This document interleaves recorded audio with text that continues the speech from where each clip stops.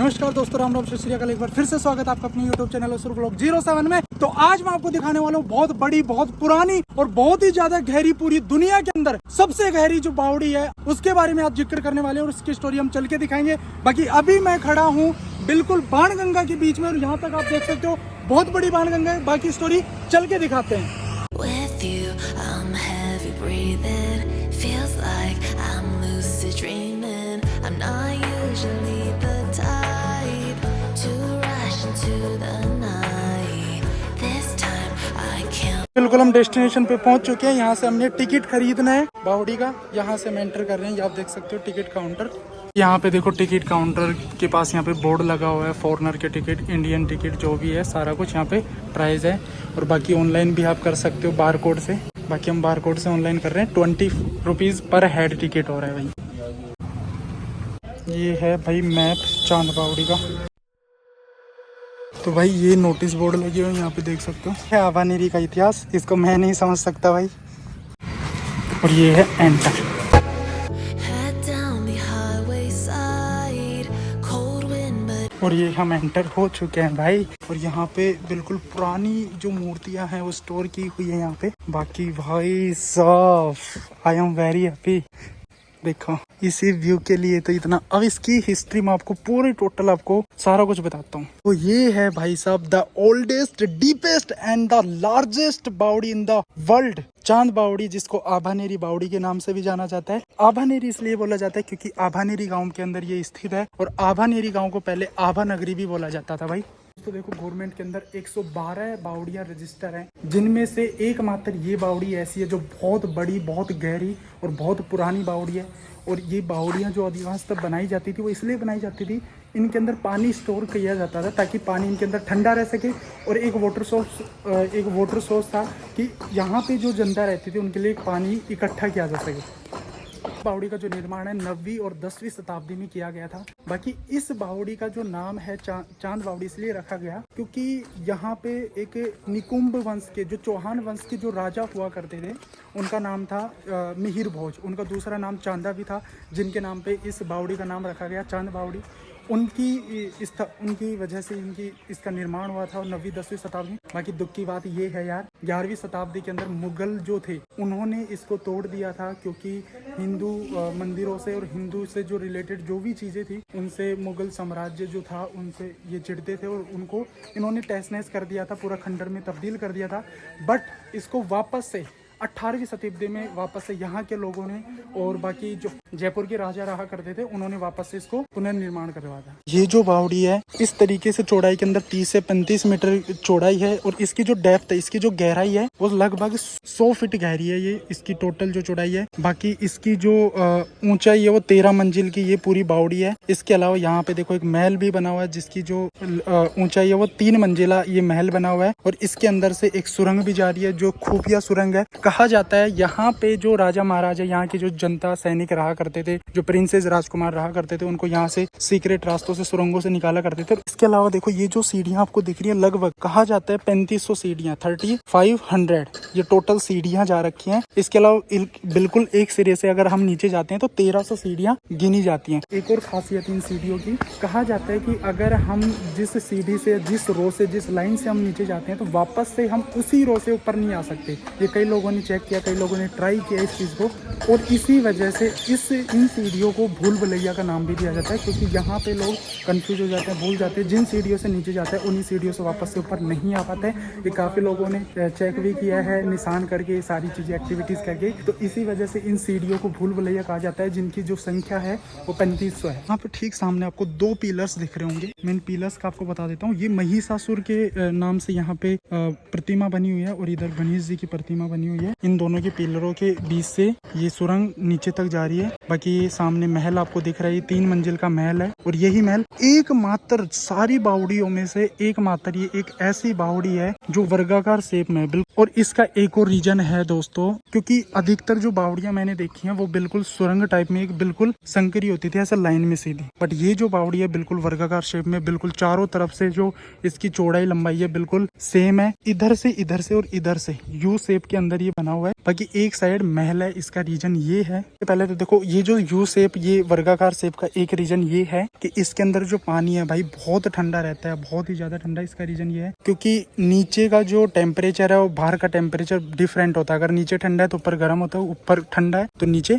गर्म होता है। और जो बाहर की जो गर्म हवाएं हैं वो अंदर एंटर नहीं कर पाती हैं। ठीक इसी यावानीरी गांव के अंदर हर्षद माता का मंदिर भी है, वो भी आपको दिखाई जाएगा। उसकी कहानी इसी बावड़ी से जुड़ी हुई है। इस बावड़ी की एक बहुत अच्छी खासियत है, वो मैं आपको बताता हूँ। इनकी एक अच्छी खासियत ये है, इसके अंदर जो पत्थर यूज किए हुए हैं, जो राजा महाराजा रहा करते थे उन्होंने इसको बनाने के लिए जो पत्थर यूज किए हुए हैं, और हर्षद माता के मंदिर में जो पत्थर यूज किए हुए हैं, उनकी डिफरेंट खासियत ये है, पत्थरों को इंटरलॉकिंग इस तरीके से इतनी जबरदस्त की हुई है कि मतलब जो पत्थर है वो जुड़े हुए लगते नहीं है, या कह सकते हैं कि एक चूना बजरी का यूज किया हुआ नहीं है। इंटरलॉकिंग बड़ी जबरदस्त कर रखी है। ये जो बावड़ी और यहाँ का जो मंदिर है ना, कहा जाता है, कुछ लोग देखो कहते हैं कि यहाँ के राजा जो रहा करते थे मिहिर भोज, उन्होंने इसका निर्माण किया है। और कुछ लोग कहते हैं इस बावड़ी और यहाँ के जो मंदिर है उसका जो निर्माण है वो यहाँ के भूत प्रेतों ने, जिन्नों ने, उन्होंने एक रात में किया है। और एक्चुअल में यहाँ के लोग भी मानते हैं इस चीज को कि इस बावड़ी का जो निर्माण है ओनली फॉर एक रात के अंदर हुआ है। सुरंग का रास्ता जा रहा है, सामने आप देख सकते हो। ये आप सुरंग देख सकते हो, सामने रास्ता जा रहा है सुरंग का। ये बिल्कुल महल के अंदर से होते हुए सुरंग जा रही है। और यहाँ के पास ही के गांव भांडारी, इस गांव के अंदर ये सुरंग वहाँ पे जाके निकल रही है। एक और चीज है इस सुरंग की खासियत, कहा जाता है यहाँ के स्थानीय लोग जो है कहते हैं कि इस सुरंग के अंदर काफी समय पहले एक बारात इसके अंदर चली गई थी बाई मिस्टेक, और वो बारात आज तक कहीं पे भी कोई नामो निशान उस बारात का नहीं मिला है। कहा जाता है कि इसके अंदर जो बारात गई थी वो इसी में रह गई, या पता नहीं कहाँ चली गई, आज तक कहीं पे कोई भी अंश नहीं मिला है। तो आप देख लो कितनी खतरनाक, कितनी डरावनी जगह है भाई, बहुत डेंजर है। राजस्थान राज्य के दौसा जिले से लगभग 33 से 37 किलोमीटर की दूरी पे स्थित है। दोस्तों कहा जाता है चांद बावड़ी, आलूदा की बावड़ी और भांडारी इसकी जो बावड़ी है ओनली फॉर एक ही रात में बना दिया गया था। और बाकी ये जो तीनों बावड़ियाँ एक सुरंग से एक दूसरे के साथ में जुड़ी हुई है। इसके अलावा इस बावड़ी पे काफ़ी सारी मूवीज़ की शूटिंग भी हो रखी है, जैसा हॉलीवुड मूवी द फोन, सलामी इसका, धड़क है, भूल भुलैया है। इसके अलावा भूमि संजय दत्त की मूवी है, जो लास्ट का सीन है, जो शरद केलकर को जो मारते हैं वो इसी के अंदर ठीक मारते हैं। आप देख सकते हो वहाँ पे पानी में फेंकते हैं और ऊपर से फिर कपड़े डाल दिए जाते हैं। तो यहीं पे बहुत सारी मूवीज़ की शूटिंग हो रखी है। और इसके लिए गोविंदा पुख्ता सबूत उन्होंने इस चीज़ के बारे में, उन्होंने खुद ने रियल में इस चीज़ को बयां किया था। उस टाइम पे जब उनकी शूटिंग हुई थी उन्होंने बोला था कि उनके साथ यहाँ पे कुछ ना कुछ ऐसी एक्टिविटी हुई है जिनकी वजह से उनको थोड़ा ऐसा फील हुआ कि एक्चुअल में यहाँ पे कुछ ना कुछ है। दोस्तों काफी लोगों का ये सवाल रहेगा, या ये सवाल है कि ये जो बावड़ी है इसी जगह पे क्यों बनाई गई है, कहीं और क्यों नहीं बनाई गई है। इसका मैं आंसर आपको बता देता हूँ। ये जो बावड़ी है इसलिए यहाँ पे बनाई गई है क्योंकि ये जो बावड़ी है बिल्कुल दो नदियों के बीच में बनाई हुई है। एक तो बाणगंगा जो मैंने आपको स्टार्टिंग में दिखाई थी, और दूसरी है छाव नदी। इन दोनों के बीच में ये नदी बनी हुई है, जिसकी वजह से इसके अंदर पानी बिल्कुल कभी खत्म नहीं होता है, आज तक कभी खत्म नहीं हुआ है। इसके अलावा बारिश का पानी भी ऊपर से आ जाता है। कुछ मूर्तियां जो है कलेक्ट की हुई है बिल्कुल सेफ रखने के लिए, इन पे भी नंबरिंग दी हुई है। जैसे मैंने आपको नीलकंठ वाले वीडियो में आपको बताया था, आप जाके देख लेना। टाइटल है क्यों औरंगजेब उल्टे पैर वहां से खून के आंसू रोया था और वहां से उल्टे पैर भाग गया था, उसमें जाके आप देख लेना इस चीज के बारे में। यहाँ पे भी कुछ नंबरिंग्स दी हुई है, ये आप देख सकते हो।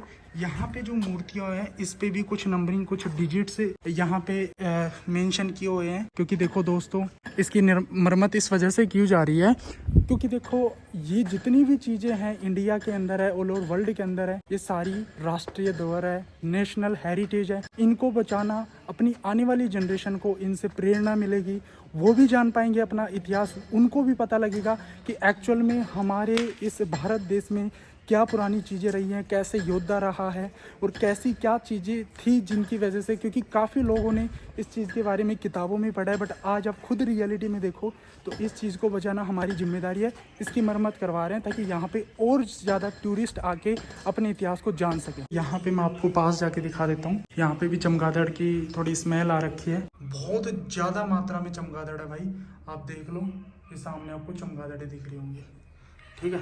इसके अलावा यहाँ पे देखो ये कुछ अवशेष पड़े हुए हैं जो यहाँ के मुगल शासक थे, उन्होंने खंडर किया हुआ था, उन्होंने तोड़ तहस नहस कर दिया था। तो ये सारी नंबरिंग्स आप देख सकते हो। और बाकी देखो ये जितनी भी चीज़ें यहाँ पे हैं, जितनी भी पुरानी ये मूर्तियाँ हैं, हर एक देवी देवता की मूर्तियाँ यहाँ पे खंडित की हुई हैं देखो। तो और इसको देखो archaeological survey of India ASI के थ्रू इनको प्रोटेक्शन भी मिल रही है यहाँ पे। दोस्तों कहा जाता है ये जो बावड़ी है ना, वो चांदनी रात में इतनी सफेद दिखती है, बिल्कुल दूध की तरह प्योर व्हाइट दिखती है। यहाँ पे भी देखो सेम ऐसे के ऐसे पिलर्स, ऐसे के ऐसे मूर्तिज फोटोज हैं। यहाँ पे भी कुछ डिजिट्स, कुछ नंबर्स दिए हुए हैं इनको।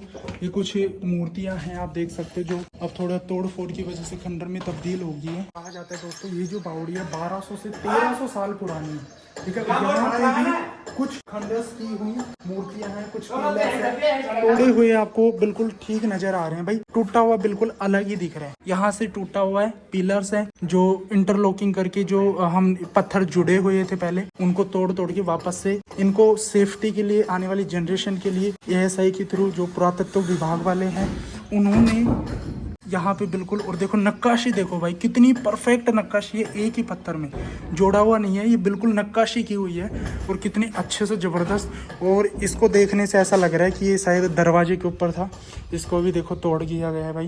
ये पिलर्स है। आज के युग में ऐसी नक्काशी, इस मशीनरी युग में, इस टेक्नोलॉजिकल युग के अंदर कोई भी शायद ही कर पाएगा। इतनी अच्छी नक्काशी आप देख लो।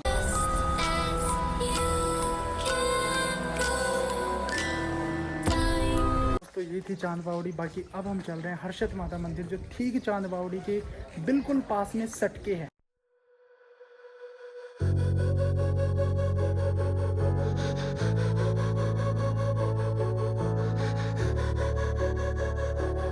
करता हूँ आपको वीडियो बहुत पसंद आएगा। अगर पसंद आए लाइक कमेंट सब्सक्राइब जरूर कर दे और बेल आइकन हिट करना बिल्कुल ना भूले। और ऐसे ही सपोर्ट बनाए रखे, बहुत अच्छा सपोर्ट कर रहे हो गाइस। बाकी मिलते हैं बहुत अच्छे वीडियो के साथ में, तब तक के लिए bye, take care, love you all. मिलते हैं, तब तक के लिए बाय।